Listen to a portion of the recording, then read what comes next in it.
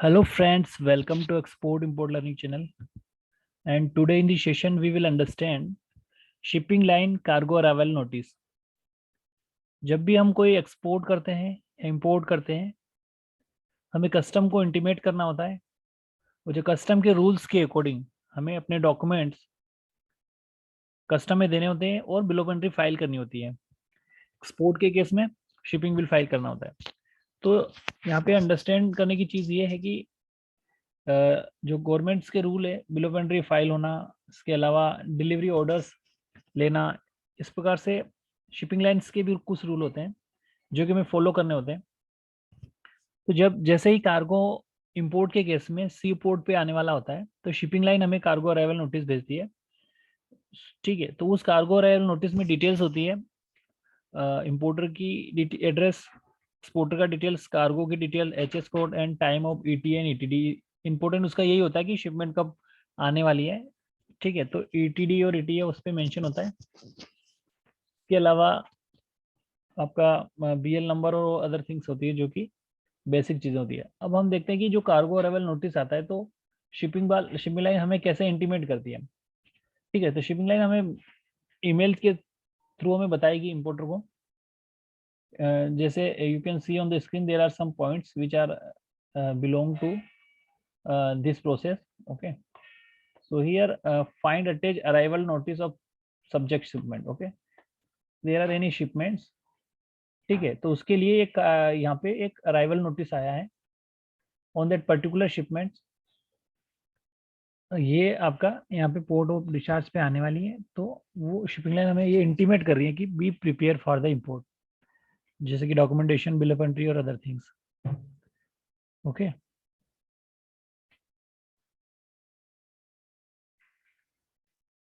second, in meanwhile you are requested to furnish us below documents in order to speed up process of document verification.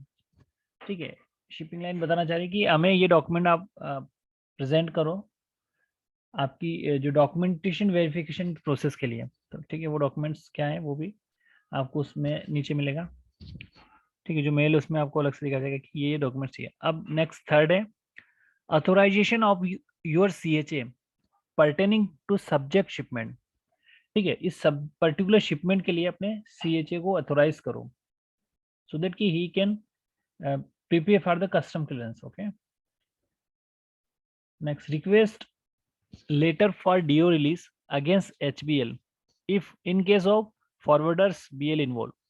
अब यहाँ पे direct shipping line का BL नहीं है और किसी फॉरवर्डर का बिल है, देन उन इन दैट केस आपको जो DO लेना होगा उस पर्टिकुलर HBL के रिक्वेस्ट में लेना पड़ेगा। ठीक है, क्योंकि यहाँ पे शिपिंग लाइन का BL नहीं है इसलिए। ठीक है, बट शिपिंग लाइन का BL नहीं है, मगर शिपिंग लाइन उस कार्गो को लेके आई है एज ए एजेंट। किसी फॉरवर्डर ने अपना HBL इशू करके शिपमेंट को यहाँ पे डिलीवरी लेंगे। तो इस केस में क्या करना है कि जो आपका जो DO लेटर होगा वो किसके अगेंस्ट बनेगा, HBL के, जो उस पर्टिकुलर एजेंट ने जो BL दिया उसके रिस्पेक्ट में। High sea sale contract copy in case high sea sale shipments. ठीक है, अगर आपकी शिपमेंट हाई सी सेल है तो उस केस में यहाँ पे हमें क्या देना है, हमें देना है कॉन्ट्रैक्ट की कॉपी देना शिपिंग लाइन को।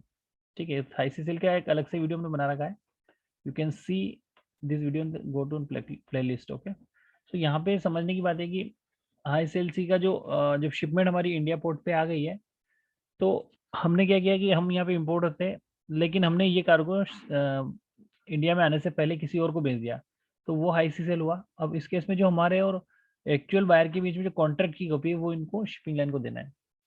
Now next point is a non-judicial stamp paper of 200 rupees and signature of the signatory to be attested by bank। ठीक है, स्टैम्प पेपर पे डिटेल देनी है और अथोराइज पर्सन से जो कि अथोराइज हो बैंक सिग्नेचरी का। किस केस में, सिर्फ फैक्ट्री डे स्टफिंग के केस में हमें करना है। इसके अलावा weighment slip required after arrival of the container. Weighment receipt इनको चाहिए कंटेनर अराइवल के बाद।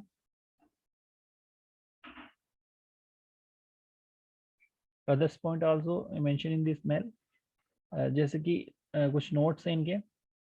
Factory destuffing bond as per MSC format, ठीक है।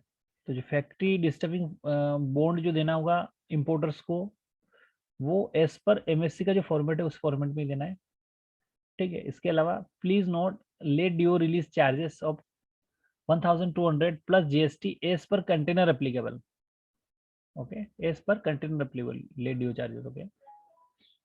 नेक्स्ट है please note if any waiver granted to notify INR 100 rupees per container applicable, is also important, ठीक है। Now next one is in case of high sea sale please inform us to amend invoice and final receiver name prior approaching for delivery order and making NEFT payment. Later on will not entertain any charges. This is very important that कि जैसे आपका high सी seal है तो उस case में क्या होगा, हमें शिपिंग लाइन को एक्चुअल बायर की डिटेल देनी है।